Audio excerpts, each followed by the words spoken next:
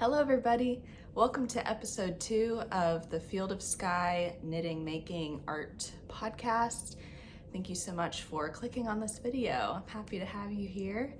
My name is Rachel and I live in the Raleigh, North Carolina area with my husband of 9.5 years and my 2-year-old son Denali. And we are very just creative family. We love our church and our family and friends and making stuff. So I'm very happy to be here with you. Thank you for everyone who watched episode 1.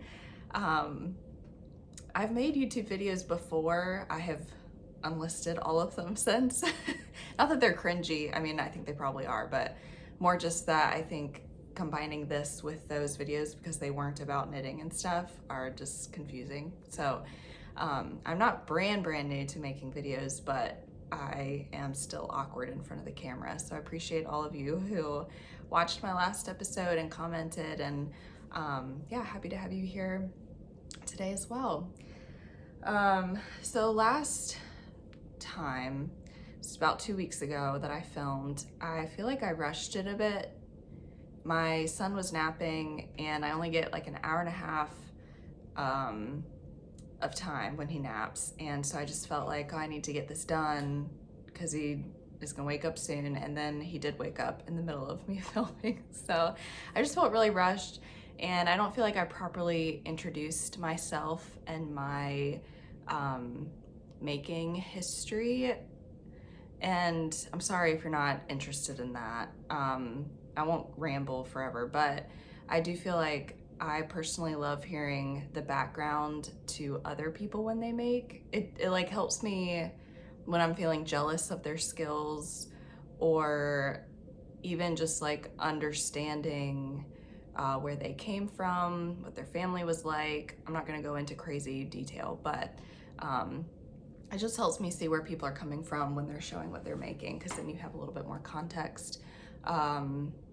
Yeah, and it's just inspiring to see where people, you know, when they learned what they're doing and how long they've been doing it, etc. So I just want to share just a little bit about what creatively has kind of brought me to this point right now. So I think knitting actually probably was my very first craft skill that I learned. My mom taught me to knit when I was 9. And it was a struggle. I remember using these like long, heavy metal knitting needles and this pink yarn that split like crazy. And it was just rough going at first, and I just didn't really get into it as a 9-year-old. And then a couple years later, my mom taught me to crochet, and I really crocheted a lot as a around like 11 and 12 I started, and then I crocheted a lot through middle and I think some in high school. And I learned to sew in high school as well, and I did a lot of, my dad is an artist, and I did a lot of drawing and painting growing up as well. So I had the like my dad taught me to draw and paint, my mom taught me to knit, crochet, sew, and so I get into being an adult and go to college. And I did a little bit of art in college. I took some art classes and got really into drawing. But, you know, it wasn't like my thing necessarily. And then after college, I worked a couple years in the printing industry and got really into graphic design. So I taught myself graphic design, and I did that for a few years, as well as just like worked a regular job, like a 9-to-5 job. It was in sales, and yeah. And then I quit my job working for an IT company to start a graphic design business. But then as I got more and more into graphic design, I decided I wanted to teach myself how to paint watercolors so that I could use my watercolor art in my graphics. But then I fell in love with watercolor, and then that just took me on like so I started painting watercolor the end of 2015 and started a business selling my watercolors at the beginning of 2016. I was not ready for that. I mean, to start selling, like my skills were, I mean, I guess if people are buying, then it doesn't matter. But yeah, I jumped in 2 feet and everything. Almost drowned, but no, I'm good. Anyway, so I painted pretty much exclusively. I think I did a little bit of knitting here and there, like just easy flat things like scarves and blankets, just to have my hands going while we watch TV at night. But yeah, the painting, I got really deep into watercolors. And then 2018, the summer of 2018, I completed my biggest painting commission.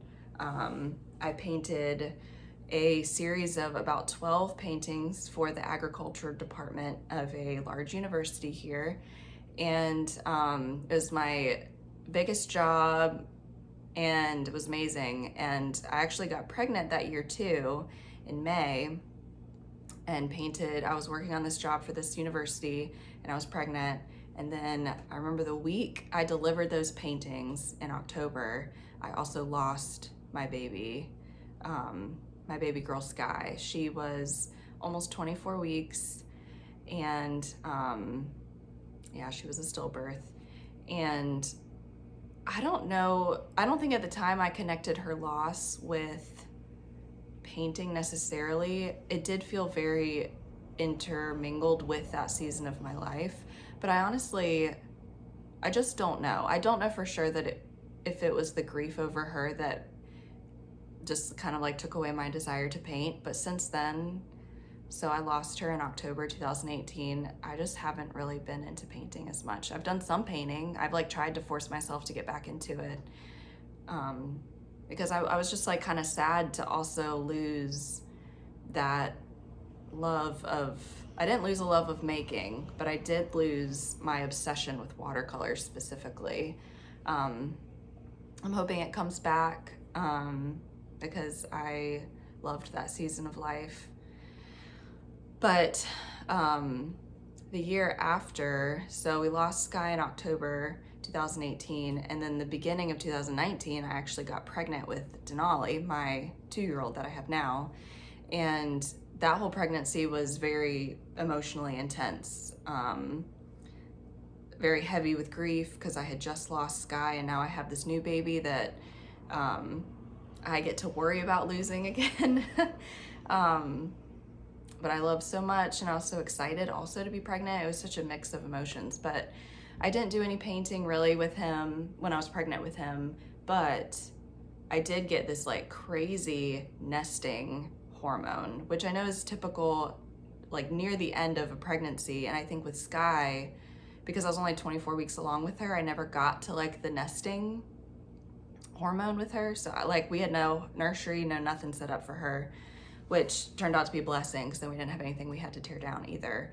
But I think with Denali, I got pregnant with him 3 months after we lost her, and my nesting hormone just like woke up immediately. So my whole pregnancy with Den, all I was doing, I feel like, was making things for the nursery, for our house in general. And that's when I got into it. I picked up sewing again. My mom gave me her old sewing machine. It's like 20 years old, but still great. And because she got a new one. And I taught myself macrame, which I don't really do as much anymore, but I really enjoyed it in 2019. Taught myself embroidery. I'm excited to show you all more embroidery. I have it all packed up still. We're not completely settled in here, so I have some boxes still to unpack. But I've done a lot of really pretty embroidery past couple years. Anyway, so that's when I taught myself embroidery, and then I also picked up knitting and crocheting just like with a vengeance. And the end of, so then of course I had a baby. He was born November 2019, so end of 2019. And then, 2020 comes and all that craziness with the pandemic. And I had a baby that I was raising also. So I just in 2020, I did a lot of knitting and crocheting. At the end of 2020, actually, is when I crocheted my first garment, which is what I'm wearing. I think that's why I felt like telling you my story this episode, because I wanted to wear this sweater. So yeah, so I think that pretty much catches you up. That's my story. And then 2021, just kind of more of the same. Well, actually that's not true, because we've moved 3 times this year and it's been insane. But I've done a crazy amount of knitting, some crochet, mostly knitting this year. And I'm excited to continue that in this year too. But yeah, so that's me. Hopefully that was kind of interesting. That was a lot. I wasn't expecting to talk about Skye today either, but I love talking about her, so hopefully that's not triggering for any of you. I'll make sure to put that in the description in case, yeah, so you have a heads up. Anyways, so this sweater, I did not use a pattern. Let me just take it off and show you in more detail. I did not use a pattern, but I used a couple photos on Pinterest for the inspiration, because I just loved, so I loved the fit, the like really big oversized fit of one cardigan I found on Pinterest, and then another pattern, I just really liked the baubles, like the way the baubles started kind of lightly at the top and got more, I don't know, dense, is that the right word? As you go down. So I basically designed this off of those 2 pictures that I found. But yeah, so it's very, very simple, honestly. It's just like the back is just one big square, or one big rectangle, I guess. I think this is half double crochet, this stitch. So it's like in between single and double. And then of course the baubles.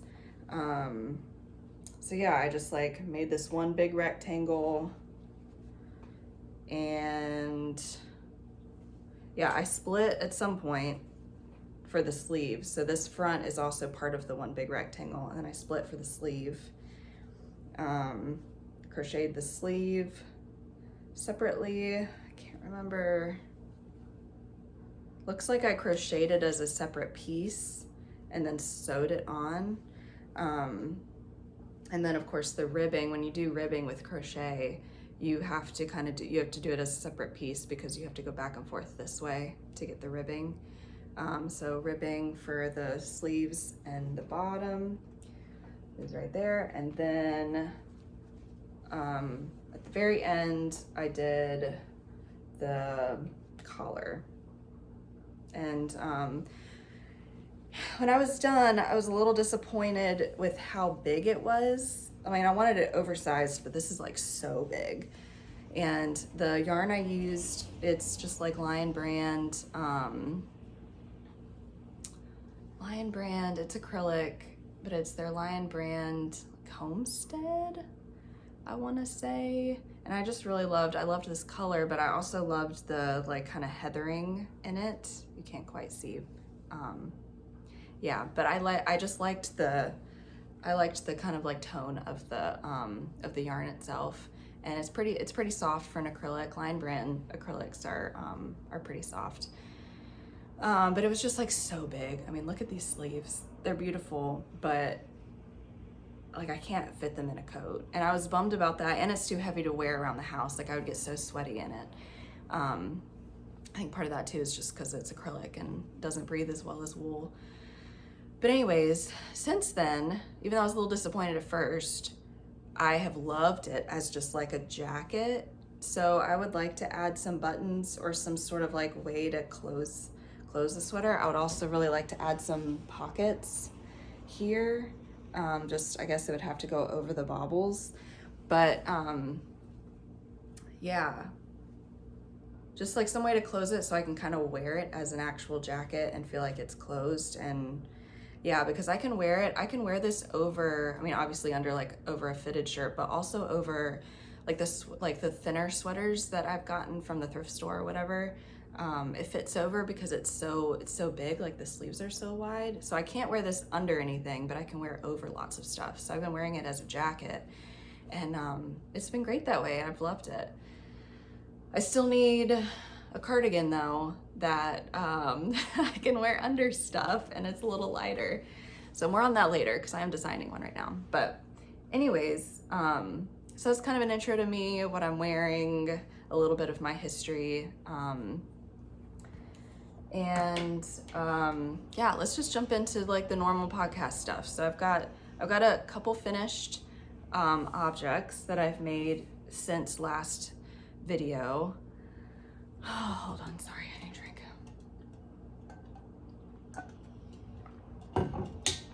I talked last video about wanting to make fingerless mittens, and I had this pattern picked out. It was just like a free pattern.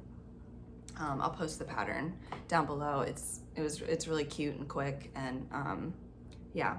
So I made 3 pairs of mittens, 1 pair of full mittens, because the pattern you can choose full mittens or fingerless. So I made this little pair of mittens for my son from leftover yarn from my husband's sweater that I will show you in a second. But yeah, and he loves them. I wasn't sure if he would even let me put them on him. They're still a little bit big, so they kind of fall off, which is fine. He'll grow into them. But they're perfect for when he's on the playground holding onto a swing. Like the chains on swings get so cold. So he'll just wear these and he'll just like sit there and hold the swing, and he can swing for a lot longer now with these on his hands. But it's hard when he's like running around and yeah, they fall off, but it's fine. He'll grow into them. And then I finished this pair for me. I love them. The pattern I used calls for worsted weight yarn, and I don't really have a lot of worsted weight yarns, at least not in like wool. So this is superwash merino. So I used, this part is 1 DK, actually I guess all of it. Oh, so I used a couple different yarns here. So DK and a fingering, and this is DK and a fingering. And the fingering I kept the same all the way through, but the DKs change. So you get like the consistency of the same fingering weight yarn all the way through, but then you get the 2 different DKs. So there's a little bit of contrast, but it's not like crazy contrast, which I'm great with crazy contrast, but I just didn't do that for these. So yeah, they only took a couple days, and I've already worn them a ton, which is why they're not like perfectly shaped anymore. But I just love them. They have this reverse stockinette here and some ribbing down the side, and then ribbing of course on the cuff, and yeah, they were cute. And then I made this other pair for my mom because she asked for some, and this is leftover from her socks that I made her for Christmas. And this is actually 3 strands of fingering because I used leftover sock yarn. You see 3 strands, and obviously this needs to be, I'm counting this as a finished thing because I'm gonna weave in the ends today and give them to her today, so you won't see them again. But yeah, I hope she likes the colors. They're not really my colors, but they're for her, so hopefully she likes them.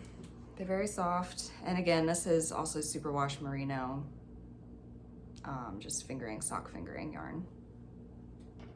Yeah, those are all the officially finished things I have to show you. I had this as a whip last video too, and I was really hoping it would be done because I was supposed to, let me start over. This is the single malt sweater by Max the Knitter. I made it for my husband, and I love this pattern. This is my first sweater. It's actually my first finished adult sweater that I've knitted. I've crocheted this for myself, and I've knitted a few for my son, but this is my first adult one. And it was a great experience. It has been a great experience. And it's worsted weight yarn, which is nice because it goes a lot faster than a DK or a fingering weight. But I've had some adventures with this because when I finished it and blocked it, I talked about this last time, and it was just way too long on the bottom, way too long on the sleeves, because I didn't account for how much the yarn would grow when it blocked. So I've since taken out the bottom and reknit the ribbing. Like I took out a bunch of this and then reknit the ribbing. So it's shorter here, it fits fine here. But then the sleeves I redid the sleeves and they're too short. So I went from too long to too short. And so now I've finished this one. See, this is where they were. And this is how much I needed to add. So, and you can kind of see too, like the difference in the stitches. So this is a blocked section and this is an unblocked section. I don't know if you can see that.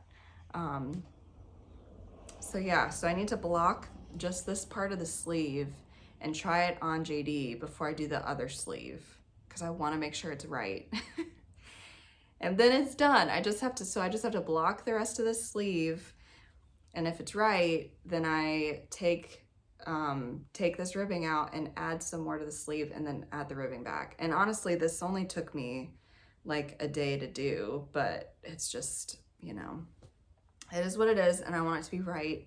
And I still have loved working with this yarn. So it's not like I'm super frustrated or anything, but I just really want him to be able to wear it and be comfortable in it. So, yeah, that's his sweater. So technically still a whip, but yeah, almost finished.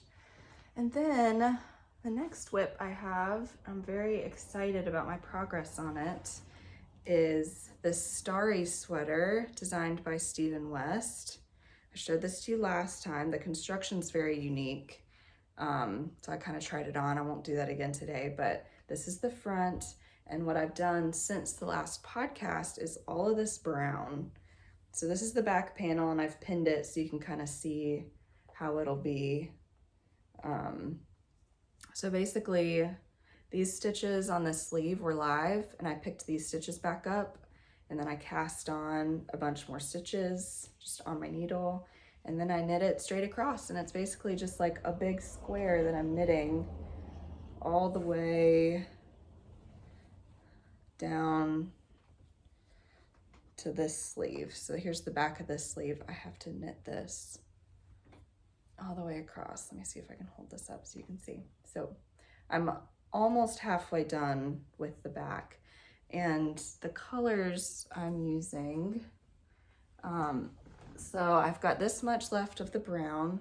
Oh wait, hold on, I'm tangled. Got this much left of the brown, so I want to use the rest of this brown. And then when I first picked up this pattern and started knitting this sweater, I just picked a bunch of colors that I thought I would try together. And that was last year sometime. So these colors are my choices from last year, and I don't know if I'm gonna stick with all of them still. We'll see how it goes. But I picked these, so I've already got this knitted into one of the sleeves. So this will definitely stay in the sweater. And then I've got these two blues that I was gonna put in the back panel. Well, this actually I was gonna use for the shoulders.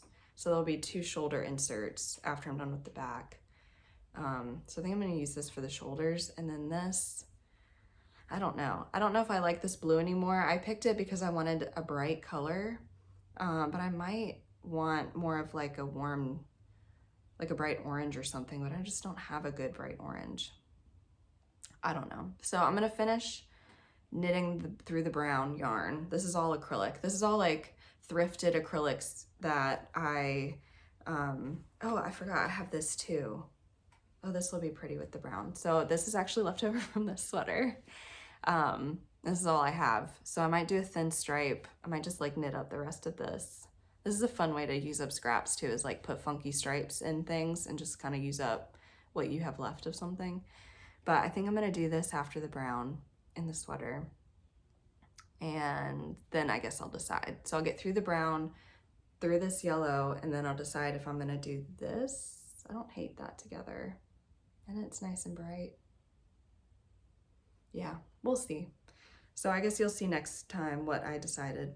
But if you have any opinions, let me know. If you think I should go with this blue along with this and that brown, or here's the 3. So it'll be the back panel. It's not gonna go on the front of the sweater.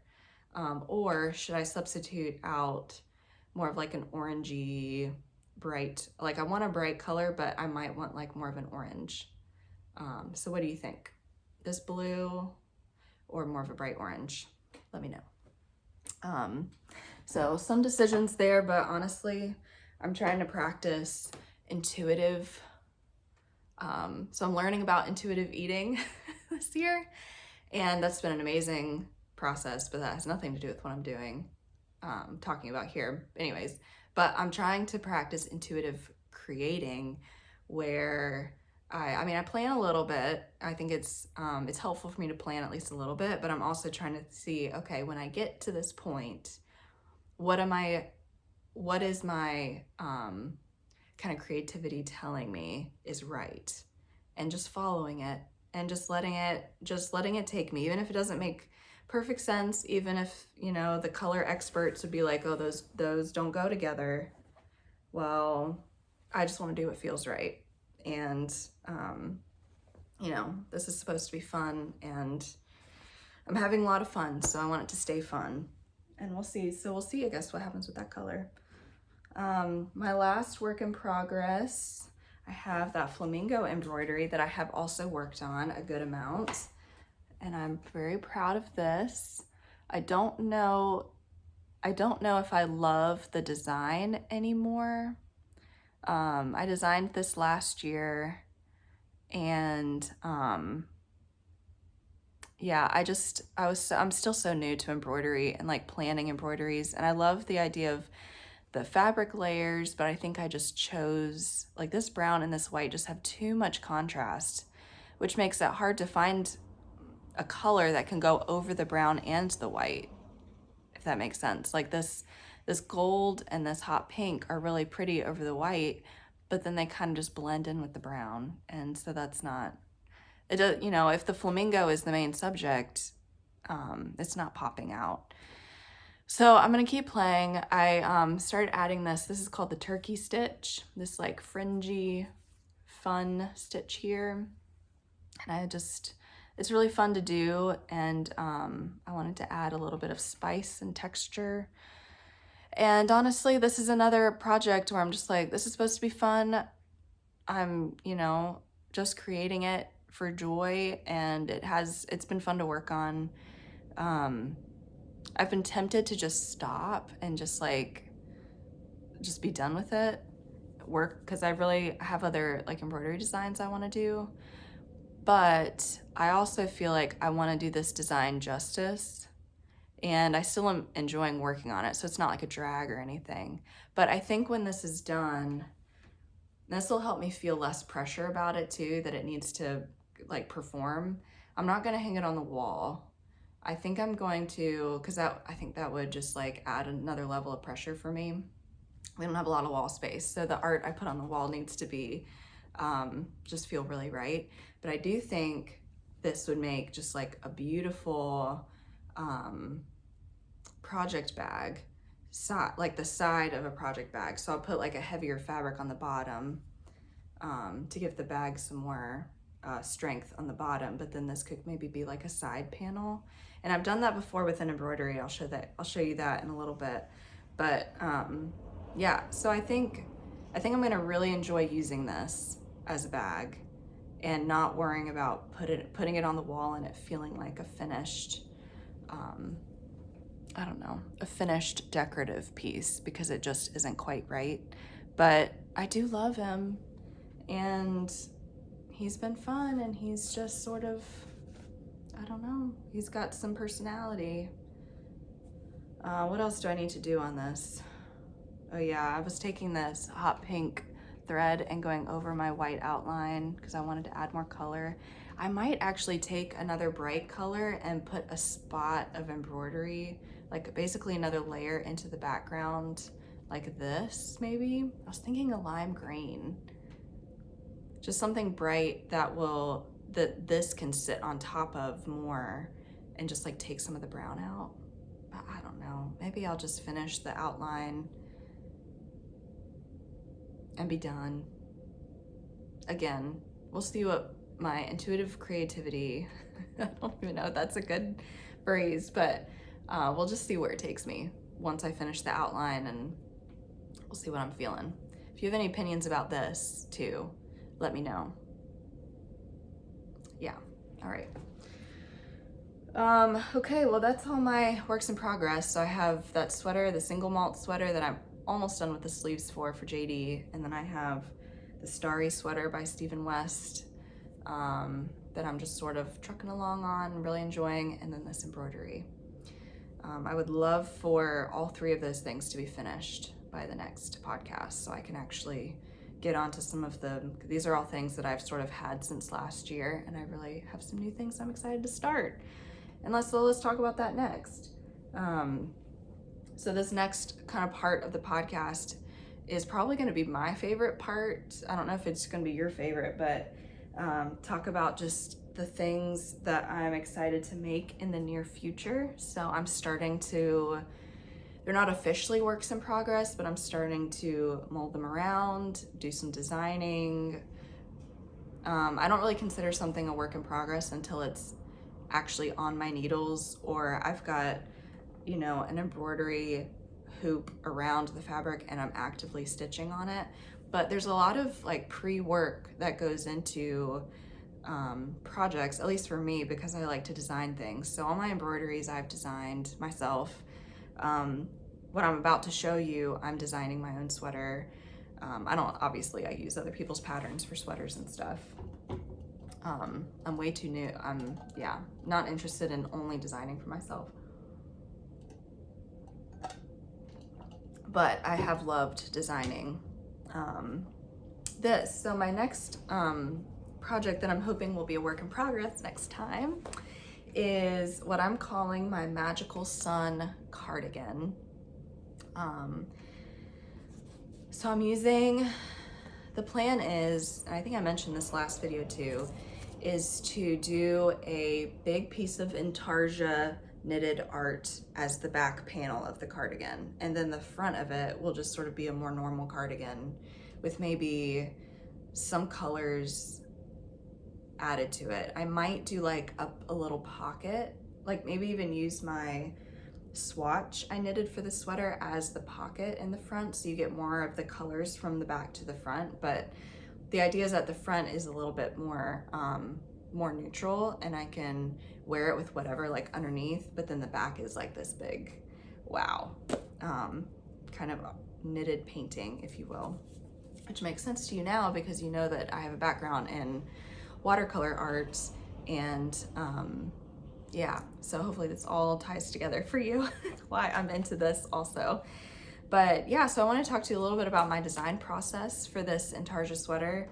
I spent some time, I think how I started was, well, first of all, for months now, I've just been designing in my head, but I can't show you any of that. So just know that a lot of this starts as I'm putting myself to sleep at night, designs are rolling around in my head, and my therapist actually called that a self-soothing mechanism. I don't know if y'all make stuff, if you do that too, like I do it when I drive, and not necessarily because I'm anxious or anything, but just as like a way to pass time.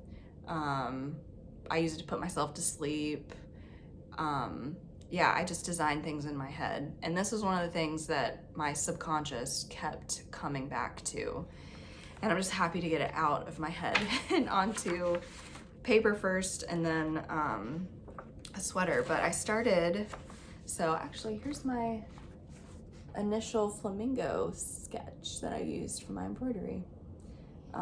It's still so cute. I still love this design. I just think I executed it not as well as I wanted. That's okay, happens.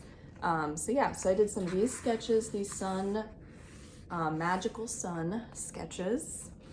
And then I went on to these sketches. This all kind of happened in like a 30-minute span of time one day. I was just trying to like get like, okay, all these things my brain has been spitting out, let's just try them. And then I graduated to actually coloring them. So I did this one first, and it just wasn't quite right. So then I did this one next, and I like this one a lot better. So this one became my main, oh, and there's another idea for design, but this one became my main piece that I wanted to base this next part of the process on.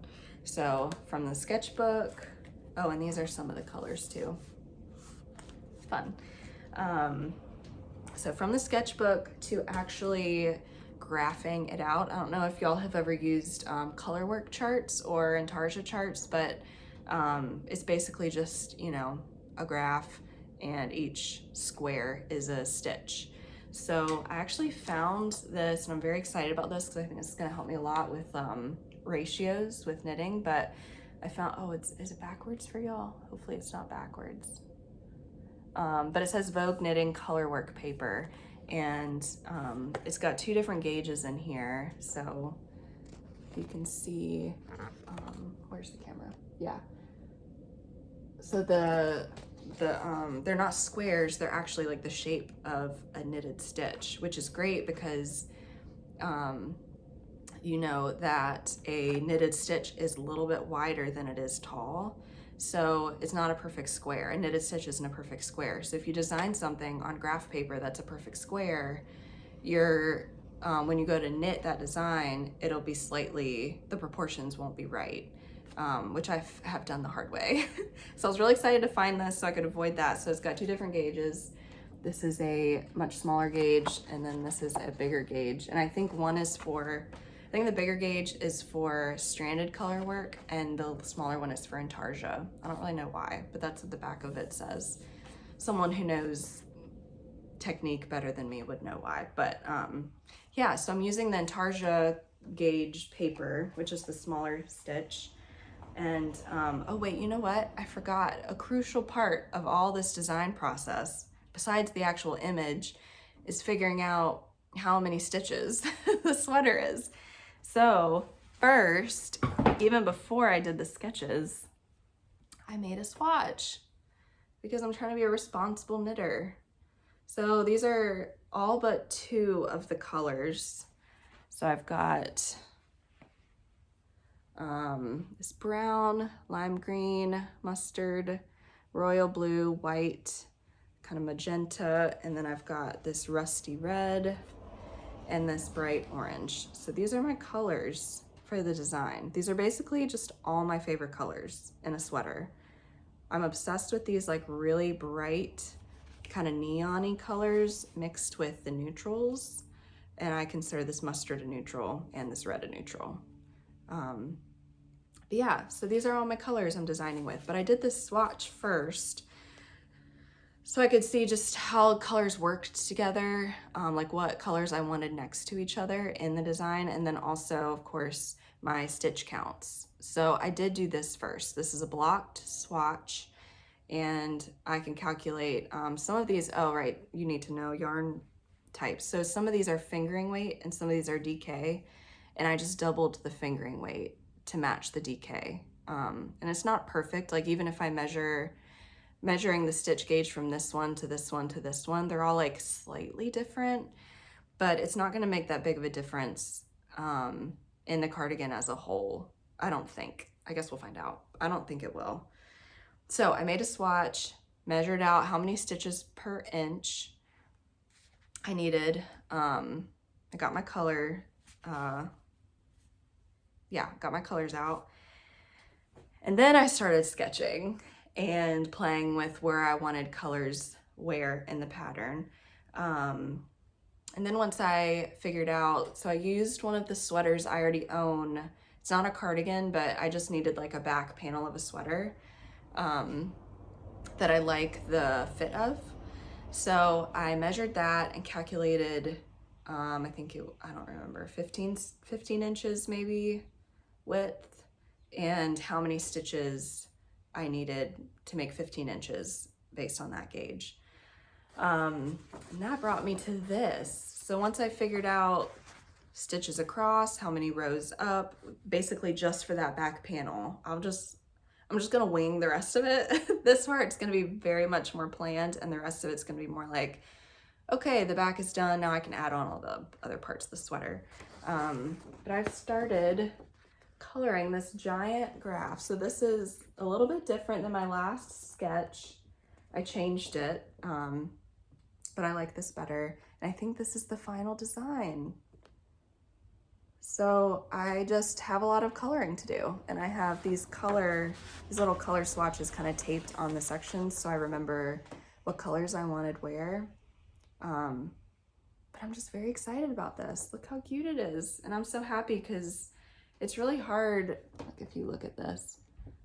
See, I have like each individual knitted thing colored, or knitted stitch colored, but then when you pull it back, it looks like a curve, which is great. And this is how many stitches across the back of my piece will be. So yeah, so this has been really fun. I've been joking I need to hire my sister. One of my sisters loves to color, like that's kind of how she relaxes at night with her coloring books and stuff. And I joked about hiring her to color this in for me because I need it fully colored so that I can follow it as a chart. But the coloring part is taking a while. I know that there's better ways to do this. I know most Intarsia designers use programs on their computer and blah, blah, blah, but I'm a very hands-on person and this is new for me. So I needed the physical, yeah. Anyways, so I don't know if there's anything else to say about that cardigan, but that's where I'm at in the process. And once this gets colored and I get it charted, I'm just gonna start knitting it and we'll see how it goes. I'm very excited about it. It's gonna take a long time, probably, to do this back. But I don't know, I can't wait. Honestly, I just like can't wait. So yeah, hopefully it'll be on the needles for the next podcast episode. So stay tuned for that. Okay, so yeah, that's my probably most urgent project, but I do have a couple other things that I'm wanting to sort of get going on too. I follow HeyBrownBerry here on YouTube. She has a lot of great tutorials actually, and some podcast episodes. I just watched her last podcast episode yesterday and she showed some project bags that she's been sewing, and she does a lot of patchwork with scraps and stuff, which I love. Thrifting all of my fabrics and using scraps for things too, and I just got really excited about making project bags. I made a bunch last year and I used them all, but I do need a few more bigger ones, so I was hoping to use that Flamingo Embroidery in a bigger size project bag, but I also just like want to make a few more big project bags, so I'm hoping to do that in the near future. I wanted to go ahead and show you a couple of the project bags I made last year, just so you can see, like, these are the only size bags I have right now. I have this one and this one. This one has a fun embroidery I designed and made last year. And then this one, this also has some embroidery on it. So yeah, so these have been fine. They're just a bit small. Like none of them, I can't fit. Any of my sweater projects I've had don't fit in these. These are great for, like, I've had my Fingerless Mittens in here, I've had socks in here, I've had that embroidery in here, but it barely fits. So I want a bigger square bag that I can put my embroidery projects into. So I just need some bigger bags, and I use these like crazy, so I know I will use them, and I've been needing other ones, other bigger ones, so I'm hoping that will be a near future project as well. And then also just the last thing, I just really want to make a couple more like sweatshirt, sweater type ish for Den. Yeah, he just really likes to wear sweaters and he only has a couple of them. And I've got a lot of yarn, just like thrifted yarn, that I could just whip up a quick like garter stitch sweater. So I have a garter stitch pattern that I may or may not use because the sizing isn't small enough for him. But yeah, I'm going to hopefully just whip up a couple sweaters for him. And I know sweater knitting, I mean, sweaters are definitely a commitment, but sweaters for like a 2-year-old, and he's a small 2-year-old, I don't think it would take more than a week. If that's what I'm focusing on, I can just sort of like get it done, use up some yarn, and he'll have a couple more sweaters. So I wanted to show you a couple of the sweaters I have made for him, just as like a final, here's some more projects I've done. So this was my very first knitted sweater. I made I made it for Christmas in 2020, but I think I finished it in like November of 2020. And guess what? It is way too big. He was 1 when I finished this, and you know, I didn't know what I was doing. This is my very first knitted garment, and the collar is way stretched out because this is, I learned to knit in the round on this sweater too, and I started the collar, and look how stretched out that is. I might actually just like re-knit this collar because he just can't, it like slip. This is how wide his shoulders are, so that just like slips off him. I've been pinning, got a safety pin stuck back here, but I've just been pinning the back, but the sleeves are way too big. Anyways, he needs to grow into this sweater, but I love it. I love the colors, I love the bobbles. It was a fun Christmas sweater when I made it. I've got a lot of cute videos of little 1-year-old Den running around in this. It's basically like a long dress on him. But he'll grow into it. I think I need to fix this collar at some point. So here's that one that I've made, but then this one I finished this year, and it's a lot better of a sweater as far as quality. And I used kind of a basic baby cardigan pattern for this, but changed everything about it. Like I did color work on the front. This is my own design. I mean, it's just checkers, but I didn't like get it from anywhere. I got all these buttons are thrifted buttons, so they're not matching, but they're fun. And then this cardigan project was actually the initial practice inspiration for my Intarsia cardigan that I'm planning, that I just showed you. But I did an Intarsia lightning bolt on the back of his. That's just like a practice of like, what would it be like to put an Intarsia back? And it was fine. It was easy. It's cute. It looks like the bolt is coming out of his butt because I did the lightning bolt a little low on the back, but I love it and he loves it. And yeah, so he's got those 2 sweaters by me. And oh, this one's like still a little bit big. The sleeves are too long. I have to roll them up. But again, at least he'll be able to wear them for a while because they're too big. But I just really want some sweaters that fit him now. The sleeves aren't too big. He can just be comfortable in them, and I don't have to like fuss with them all the time.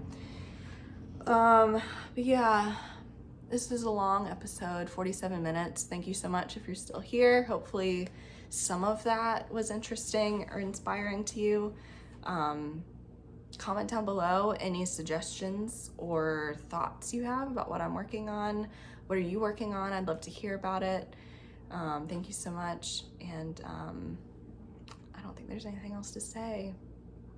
I guess I'll see you next time. Bye.